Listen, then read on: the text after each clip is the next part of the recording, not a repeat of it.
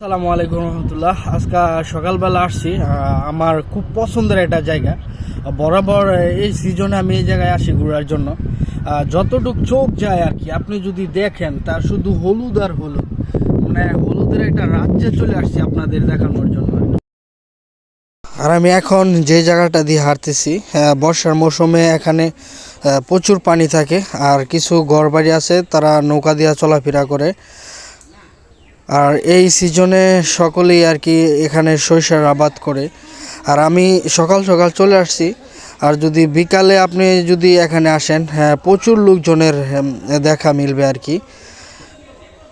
এই যে এখানে যে সরিষার ক্ষেতগুলি দেখতেছি, প্রায় প্রতিটা ক্ষেত থেকেই মধু সংগ্রহ করতেছে মৌমাছিরা। আসলে ভালোই লাগতেছে মৌমাছির আওয়াজ শুনে। আর আমার বরাবরই ভালো লাগে ঘুরতে, সুযোগ পেলে আমি ঘুরি। আমার খুব ইচ্ছা প্রায় সৌন্দর্যগুলি তুলে ধরার আর কি।